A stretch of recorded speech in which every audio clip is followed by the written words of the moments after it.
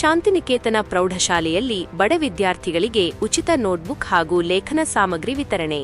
ಕೋಲಾರ ತೊಟ್ಲಿ ಗ್ರಾಮದ ವಿದ್ಯಾರ್ಥಿಗಳ ಭವಿಷ್ಯವನ್ನು ರೂಪಿಸಿ ಅವರನ್ನು ಸಮಾಜದಲ್ಲಿ ಉನ್ನತ ಸ್ಥಾನಕ್ಕೇರಿಸುವಲ್ಲಿ ಮುಂಚೂಣಿಯಲ್ಲಿರುವ ಕೋಲಾರ ತಾಲೂಕಿನ ಶ್ರೀ ಶಾಂತಿನಿಕೇತನ ಪ್ರೌಢಶಾಲೆಯ ಆವರಣದಲ್ಲಿ 2026ರಿಂದ 27ನೇ ಶೈಕ್ಷಣಿಕ ಸಾಲಿನ ಉಚಿತ ನೋಟ್ ಪುಸ್ತಕ, ಪೆನ್ ಹಾಗೂ ಡೈರಿ ವಿತರಣಾ ಕಾರ್ಯಕ್ರಮವು ಅತ್ಯಂತ ಯಶಸ್ವಿಯಾಗಿ ಜರುಗಿತು. ಪ್ರತಿ ವರ್ಷದಂತೆ ಈ ವರ್ಷವೂ ಸಹ ಶಾಲೆಯ 8, 9 ಮತ್ತು 10ನೇ ತರಗತಿಯ ಎಲ್ಲಾ ಬಡ ವಿದ್ಯಾರ್ಥಿಗಳ ವಿದ್ಯಾಭ್ಯಾಸಕ್ಕೆ ನೆರವಾಗುವ ನಿಟ್ಟಿನಲ್ಲಿ ಈ ಶ್ಲಾಘನೀಯ ಕಾರ್ಯಕ್ರಮವನ್ನು ಹಮ್ಮಿಕೊಳ್ಳಲಾಗಿತ್ತು. ಬಡ ವಿದ್ಯಾರ್ಥಿಗಳ ವಿದ್ಯಾಭ್ಯಾಸಕ್ಕೆ ಆಸರೆಯಾಗಿ ನಿಂತ ಬೆಂಗಳೂರಿನ ಖ್ಯಾತ ಉದ್ಯಮಿ ಹಾಗೂ ಸಮಾಜ ಸೇವಕರಾದ ಶ್ರೀ ಎಂ. ಮಂಜುನಾಥ್ ಗೌಡ ಅವರು ಹಾಗೂ ಶಾಲೆಯ ಹಳೆಯ ವಿದ್ಯಾರ್ಥಿಗಳಾದ ಮಟ್ನಹಳ್ಳಿಯ ಕಿರಣ್ ಕುಮಾರ್ ಎಂಎನ್ ಮತ್ತು ದೇವರಹಳ್ಳಿಯ ಶೈಲಜಾ ಮೇಡಂ ಅವರ ಜಂಟಿ ಸಹಕಾರ ಮತ್ತು ಉದಾರತೆಯಿಂದಾಗಿ ಈ ದಿನ ವಿದ್ಯಾರ್ಥಿಗಳಿಗೆ ಲೇಖನ ಸಾಮಗ್ರಿಗಳನ್ನು ವಿತರಿಸಲಾಯಿತು. ಇವರ ಈ ಸಮಾಜಮುಖಿ ಕಾರ್ಯವು ವಿದ್ಯಾರ್ಥಿಗಳ ಶಿಕ್ಷಣಕ್ಕೆ ದೊಡ್ಡ ಬಲ ನೀಡಿದೆ. ವಿದ್ಯಾರ್ಥಿಗಳಲ್ಲಿ ವಿದ್ಯಾಭ್ಯಾಸದ ಮನೋಭಾವನೆಯನ್ನು ಬೆಳೆಸಲು ನಿರಂತರವಾಗಿ ಶ್ರಮಿಸುತ್ತಿರುವ ಶಾಂತಿನಿಕೇತನ ಸಂಸ್ಥೆಯ ಗೌರವಾನ್ವಿತ ಶಿಕ್ಷಕರ ಶ್ರಮವೇ ಈ ಕಾರ್ಯಕ್ರಮದ ಯಶಸ್ಸಿಗೆ ಮೂಲ ಕಾರಣವಾಗಿದೆ. ವಿಶೇಷವಾಗಿ ಹಿರಿಯ ಹಾಗೂ ಸಕ್ರಿಯ ಶಿಕ್ಷಕರಾದ ಶ್ರೀ ಕೆ.ಪಿ. ಕೃಷ್ಣರವರ ನೇತೃತ್ವ ಹಾಗೂ ಮಾರ್ಗದರ್ಶನದಲ್ಲಿ ಪ್ರತಿ ವರ್ಷವೂ ಇಂತಹ ಕಾರ್ಯಕ್ರಮಗಳು ನಿರಂತರವಾಗಿ ನಡೆದುಕೊಂಡು ಬರುತ್ತಿವೆ. ಈ ಸಂದರ್ಭದಲ್ಲಿ ಶಾಂತಿನಿಕೇತನ ಸಂಸ್ಥೆಯ ಆಡಳಿತ ಮಂಡಳಿಯ ಪದಾಧಿಕಾರಿಗಳು ಹಾಗೂ ಶಾಲಾ ಸಿಬ್ಬಂದಿ ವರ್ಗದವರು ಉಪಸ್ಥಿತರಿದ್ದು ಕಾರ್ಯಕ್ರಮವನ್ನು ಯಶಸ್ವಿಗೊಳಿಸಿದರು. ಶ್ರೀ ರಮೇಶ್ ಶಾಲಾ ಕಾರ್ಯದರ್ಶಿಗಳು, ಶ್ರೀ ಹರೀಶ್ ವ್ಯವಸ್ಥಾಪಕರು, ಶ್ರೀ ಸಿ. ರಮೇಶ್ ಗೌಡ ಮುಖ್ಯೋಪಾಧ್ಯಾಯರು, ಶ್ರೀ ಕೆ.ಪಿ. ಕೃಷ್ಣ ಹಿರಿಯ ಶಿಕ್ಷಕರು, ಗಣ್ಯರು ಹಾಗೂ ಶಿಕ್ಷಕ ಸಿಬ್ಬಂದಿ, Bhakta Markandaiah, Chandra S, Vishwanath, Venugopal, Krishnanayak, Vijayalakshmi madam, Padmaji madam, Manjunath V ಹಾಗೂ ಎಚ್ಪಿಎಸ್ ಶಾಲೆಯ ಎಲ್ಲಾ ಸಿಬ್ಬಂದಿ ವರ್ಗದವರು.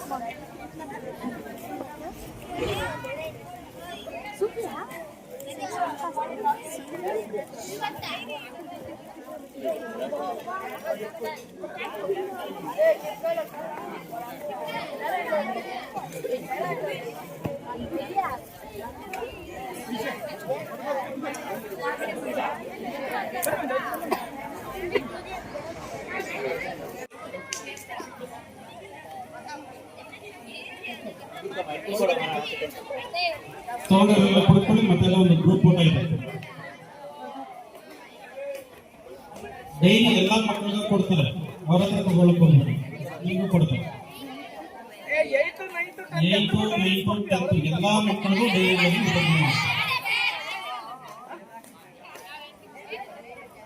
ಮಾತಾಡಬಾರ್ದು. ಬೆನ್ನೇನ ಮಾಡ್ಕೊಂಡು ಕೊಡ್ಕೊಳ್ಳಿ.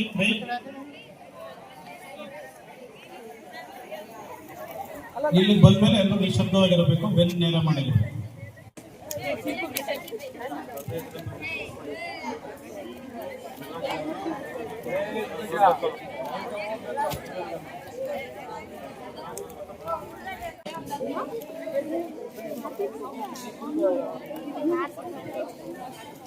ಮಾತಾಡ್ಬೇಡ್ರೋ ಯಾಕೆ?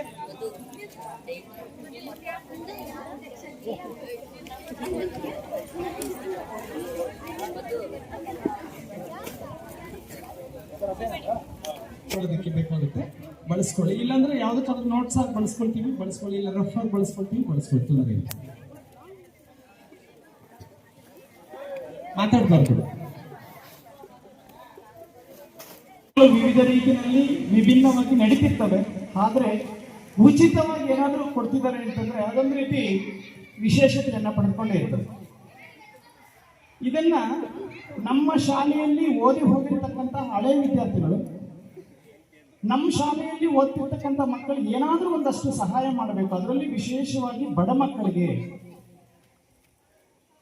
ಬಡತನದ ರೇಖೆಗಿಂತ ಕೆಳಮಟ್ಟದಲ್ಲಿರ್ತಕ್ಕಂತಹ ಆ ಪ್ರತಿಭೆಗಳನ್ನು ಗುರುತಿಸಿ ಅವರೊಂದು ದಿನ ನೆನೆಸ್ಕೋಬೇಕು, ಅವರು ಶೈಕ್ಷಣಿಕವಾಗಿ ಮುಂದುವರಿಬೇಕು, ಅವರು ವಿದ್ಯಾಭ್ಯಾಸವನ್ನು ಮೊಟಕುಗೊಳಿಸಬಾರ್ದು ಎನ್ನುವ ಒಂದು ಕಾನ್ಸೆಪ್ಟ್ ಅನ್ನು ಅವ್ರು ಇಟ್ಕೊಂಡು ನಿಜಕ್ಕೂ ಒಳ್ಳೆಯ ಒಂದು ಯೋಚನೆಯನ್ನು ಮಾಡಿ ಈ ಒಂದು ಕಾರ್ಯಕ್ರಮಕ್ಕೆ ಅವರು ಕೈ ಜೋಡಿಸಿದ್ದಾರೆ. ಜೊತೆಗೆ ವಿಶೇಷವಾಗಿ ನಮ್ಮ KPK ಮಾಸ್ಟರು ಪ್ರತಿ ವರ್ಷ ಕಡಿಮೆ ಅಂದ್ರೂ 50ರಿಂದ 70 ಮಕ್ಕಳಿಗೆ ಅವರ ಬಂಧು ಬಳಗದವರನ್ನ ಕೇಳಿ ಅವರ ಮೂಲಕ ಮತ್ತು ಹಳೆಯ ವಿದ್ಯಾರ್ಥಿಗಳ ಮೂಲಕ ಟೆಕ್ಸ್ಟ್ ಬುಕ್ಸ್ ಜೊತೆಗೆ ಟೆಕ್ಸ್ಟ್ ಬುಕ್ಸ್ ಗೌರ್ಮೆಂಟ್ ಇಂದ ಕೊಡ್ತಾರೆ, ಅದ್ರ ಜೊತೆಗೆ ನೋಟ್ಬುಕ್ಸ್ ಅನ್ನು ಕೊಡೋಣ ಅನ್ನೋ ಒಂದು ಕಾನ್ಸೆಪ್ಟ್ ಇಂದ ಅವರು ಬಹಳಷ್ಟು ರಿಸ್ಕ್ ತಗೊಂಡವರು. ಯಾರ್ಯಾರಿಗೆ ಯಾವ ಟೈಮಲ್ಲಿ ಫೋನ್ ಮಾಡಬೇಕು, ಎಲ್ಲಾ ಟೈಮಲ್ಲೂ ಒಂದೇ ರೀತಿಯಲ್ಲಿ ಇರೋದಿಲ್ಲ. ಅವ್ರ ಕಷ್ಟದಲ್ಲಿ ಇರ್ತಾರೆ ಅಥವಾ ಅವ್ರು ಯಾವುದೋ ಒಂದು ವರ್ಕ್ ಶೆಡ್ಯೂಲ್ ಬ್ಯುಸಿನಲ್ಲಿ ಇರ್ತಾರೆ. ಆದರೂ ಸಹ ಅವರ ಮನವನ್ನ ಒಲಿಸಿ ಅವ್ರು ಹೇಳಿದ ಟೈಮ್ಗೆ ವ್ಯವಸ್ಥೆ ಮಾಡಿಕೊಂಡು ಅವರಲ್ಲಿ ಎಲ್ಲ ಒಂದು ವ್ಯವಸ್ಥೆಯನ್ನ ಬಳಸಿ ಬುಕ್ಸ್ ಅನ್ನ ತರಿಸಿ ಆ ಒಂದು ಕಾರ್ಯಕ್ರಮವನ್ನು ಪ್ರತಿ ವರ್ಷ ಮಾಡ್ತಿದ್ದಾರೆ. ನಿಜಕ್ಕೂ ಇದನ್ನ ನಾವು ಉತ್ಪ್ರೇಕ್ಷೆ ಅಂತ ಹೇಳಬಾರ್ದು, ತುಂಬಾ ಅದ್ಭುತವಾಗಿರ್ತಕ್ಕಂಥ ಒಂದು ಕಾರ್ಯಕ್ರಮ. ಅವರಿಗೆ ಜೊತೆಗೆ ವಿಶೇಷವಾಗಿ ಆ ಒಂದು ಕಾನ್ಸೆಪ್ಟ್ ಅನ್ನ ಹೇಳ್ಕೊಂಡು ಬರ್ತಿದಾರಲ್ಲ, ಮುಂದುವರ್ಸ್ಕೊಂಡು ಬರ್ತಿದಾರ ನಮ್ಮ KPK ಮಾಸ್ಟರ್. ಅವ್ರಿಗೂ ಸಹ ಆಯುರಾರೋಗ್ಯ, ಐಶ್ವರ್ಯ, ಅಂತಸ್ತು ಎಲ್ಲವನ್ನು ಕೊಟ್ಟು ಕಾಪಾಡಿ, ಜೊತೆಗೆ ವಿಶೇಷವಾಗಿ ನೀವು ಇವತ್ತು ಆ ಸದುಪಯೋಗವನ್ನು ಪಡ್ಕೊಂಡು ಮುಂದೆ ನೀವು ಒಳ್ಳೆಯ ವಿದ್ಯಾರ್ಥಿಗಳಾಗಿ ಒಳ್ಳೆಯ ಒಂದು ನಿಮ್ಮ ಜೀವನವನ್ನು ರೂಪಿಸ್ಕೊಂಡು ನೀವು ಸಹ ಮುಂದೊಂದು ದಿನ ಈ ರೀತಿಯ ಒಂದು ಯೋಚನೆಯನ್ನು ಮಾಡಬೇಕಾಗ್ತದೆ. ನಮಗೆ ಈ ರೀತಿಯ ಒಂದು ಸವಲತ್ತನ್ನು ಕೊಟ್ಟಿದ್ರು, ಮುಂದೆ ನಾವು ಸಹ ಈ ರೀತಿ ಬಡ ವಿದ್ಯಾರ್ಥಿ ಶ್ರೀಮಂತರಿಗೆ ಅವಶ್ಯಕತೆ ಇಲ್ಲ, ಬಡವರಿಗೆ ವಿಶೇಷವಾಗಿ ಅವ್ರಿಗೆ ನಾವು ನಮ್ಮ ಕೈಲಾದಷ್ಟು 50 ಮಕ್ಕಳಿಗಾಗ್ಲಿಲ್ಲ 5 ಮಕ್ಕಳಿಗಾದ್ರೂ ಕೊಡೋಣ, ಅವ್ರು ನೆನೆಸ್ಕೊಡ್ತಾರೆ ಅನ್ನೋ ಒಂದು ಕಾನ್ಸೆಪ್ಟ್ ನೀವು ಮೈಗೂಡಿಸ್ಕೊಂಡು ಮುಂದೆ ಆ ಒಂದು ಕೆಲಸವನ್ನು ನೀವು ಮಾಡಿ, ನೀವು ಒಳ್ಳೆ ಎಜುಕೇಶನ್ ಅನ್ನು ಪಡ್ಕೊಳ್ಳಿ, ಒಳ್ಳೆ ವಿದ್ಯಾವಂತರಾಗಿ ಸಮಾಜದಲ್ಲಿ ಸತ್ಪ್ರಜೆಗಳಾಗಿ, ಸಮಾಜದಲ್ಲಿ ದುಷ್ಟರಾಗಲ್ಲ ಸತ್ಪ್ರಜೆಗಳಾಗಿ, ಸಮಾಜಕ್ಕೆ ಕೀರ್ತಿಯನ್ನು ತರುವಂತಹ ಪ್ರಜೆಗಳಾಗಿ ಮಾರ್ಪಾಡಾಗಿ ಎನ್ನುವ ಒಂದು ಆಶ್ವಾಸನೆಯೊಂದಿಗೆ ನಾನು ಆಶೀರ್ವಾದ ಮಾಡ್ತೀನಿ. ದಯವಿಟ್ಟು ಅದನ್ನ ಸದುಪಯೋಗ ಪಡಿಸ್ಕೊಳ್ಳಿ. ವಂದನೆ. ಸಂಬಳ ಬಂದಾಗ 2 ಮಕ್ಕಳಿಗೆ ಫ್ರೀಯಾಗಿ ಏನಾದರೂ ಸಹಾಯ ಮಾಡ್ತಾ ಇದ್ದೆ. ಈಗ ದೇವರು ಒಳ್ಳೇದು ಮಾಡಿದ್ದಾರೆ, ಆದ್ದರಿಂದ ನಾನು ಒಬ್ಬನೇ ಸಹಾಯ ಮಾಡಬೇಕಂತ ಏನಿಲ್ಲ. ನನ್ನ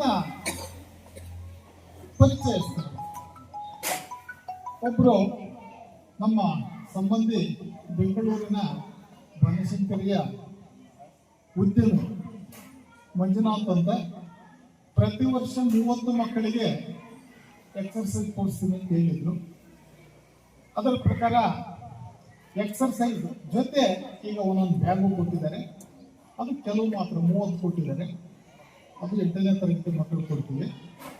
ಮತ್ತು ನಮ್ಮ ಈ ಸಹಾಯವನ್ನು ನೋಡಿ ನಮ್ಮಲ್ಲೇ ಹೋಗಿರ್ತಕ್ಕಂಥ ವಿದ್ಯಾರ್ಥಿಗಳು, ಹಳೆಯ ವಿದ್ಯಾರ್ಥಿಗಳು, ಮಟ್ನಳ್ಳಿಯ ಕಿರಣ್ 10 ಮಕ್ಕಳಿಗೆ 10 ಸೆಟ್ ಪುಸ್ತಕ ಕೊಡಿಸಿದ್ದಾರೆ.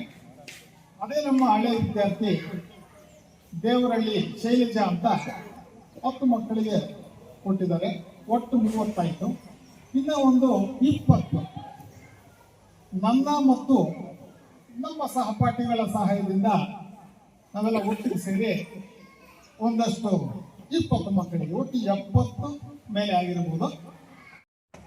ಆದ್ದರಿಂದ ಈ ಅಲ್ಪ ಸಹಾಯವನ್ನ ಮಾಡ್ತಾ ಬಂದಿದ್ದೀನಿ.